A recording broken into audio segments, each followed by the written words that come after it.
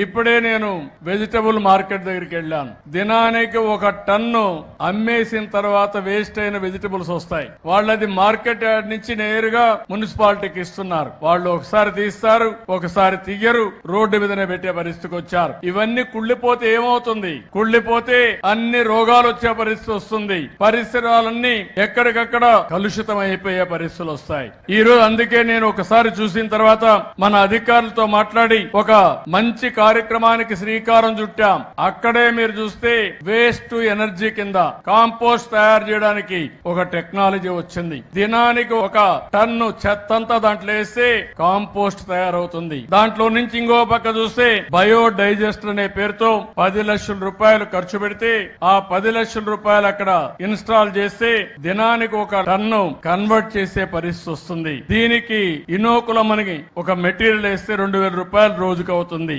25 రోజులకు 50,000 అవుతుంది. కూలి కూడా ఒక 15,000 అవుతుంది. 65,000 ఖర్చు పెట్టాలి. ఇందులో 1/3 33% ఎక్కడికక్కడ మీరు చూస్తే మనకు కాంపోస్ట్ ఎరువు వస్తుంది. ఇది అమ్మితే దగ్గర 1,17,000 రూపాయల ఆదాయం వచ్చే పరిస్థితి వస్తుంది. ఇది కాకుండా దాంట్లో నుంచి లీసెట్ అని ఒక లిక్విడ్ వస్తుంది. ఇది మన చెట్లకు కొడితే ఏవైతే ఈ రోజు వచ్చే రోగాలన్నీ కంట్రోల్ చేస్తుంది. ఇది కూడా 26 లీటర్లు వస్తుంది. 650 రూపాయల రేట్ ఉంది. 50 రూపాయలు కమ్మినా 32,500 రూపాయలు వస్తుంది. దీన్ని వర్కౌట్ చేయమన్నా ఒక ప్రయోగంగా ఈ యొక్క వెజిటబుల్ మార్కెట్ దగ్గర పెడతారు. ఇక్కడ సక్సెస్ అయితే ప్రతి ఒక్కది ఇక్కడ పెట్టే పరిస్థితి వస్తుందని చెప్పి కూడా నేను మీకు తెలియజేస్తున్నా.